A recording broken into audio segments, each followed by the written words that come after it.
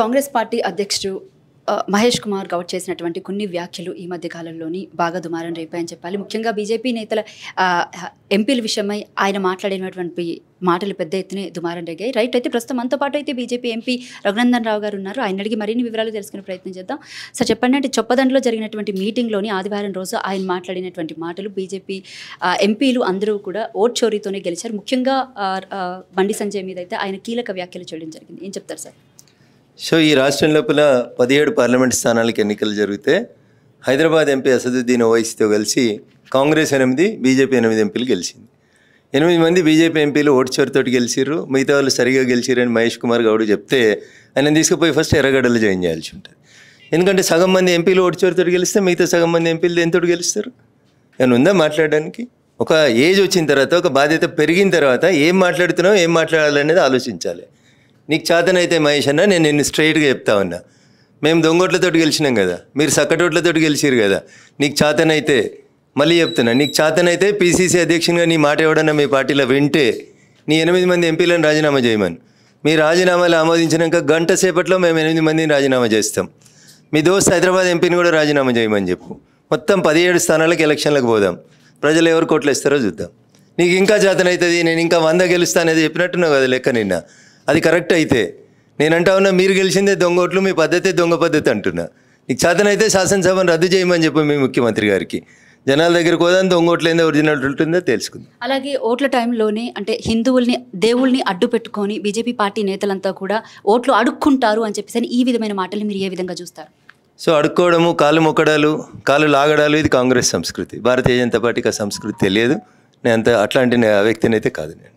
Right, అంటే ఇంకొక విషయానికి వస్తే ప్రధానంగా బీసీ రిజర్వేషన్స్ మీద పెద్ద ఎత్తున రగడే జరుగుతుందని చెప్పాలి. అంటే ఇప్పుడు రీసెంట్గా కూడా బీహార్ ఎలక్షన్స్ కూడా జరుగుతున్నాయి.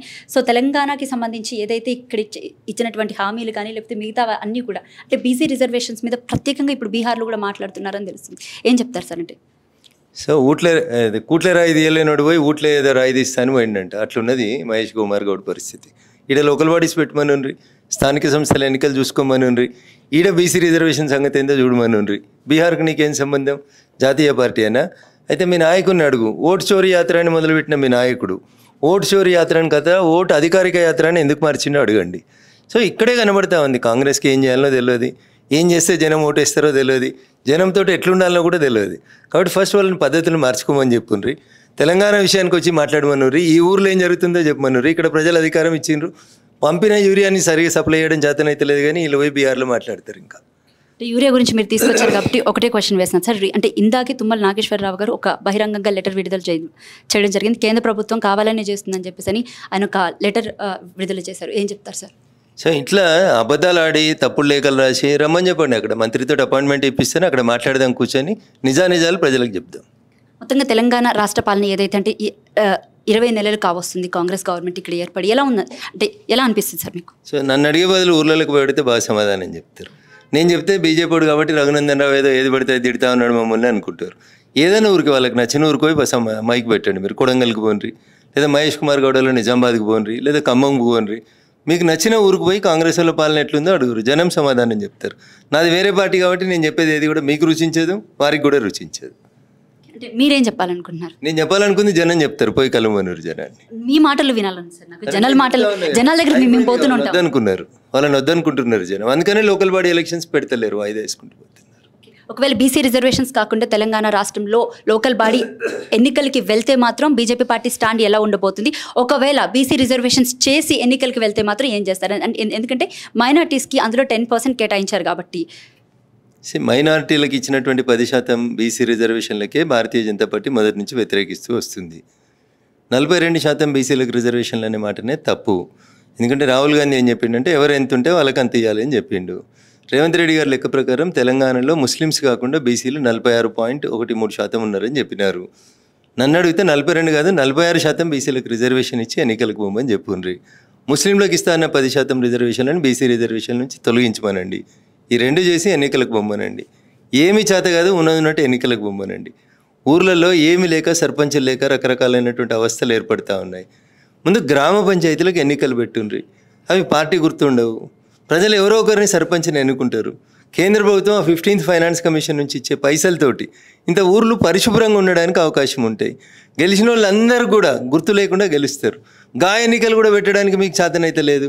మీ పార్టీ పరంగా ఇస్తాం, ఇది చేస్తాం, ఢిల్లీకి పోతాం, సుప్రీంకోర్టుకు పోతాం. రిజర్వేషన్స్ చేయకుండా ఎన్నికలకి వెళ్తే ఏమవుద్దంటారు మరి?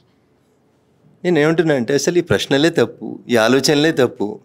రిజర్వేషన్ లేకుండా అయింది, ఆల్రెడీ ఉంది కదా. There is a pattern for Telangana గ్రామ పంచాయతీ. ఏం చేయమంటారు మీరు? ఏం చేయమంటారు మీరు?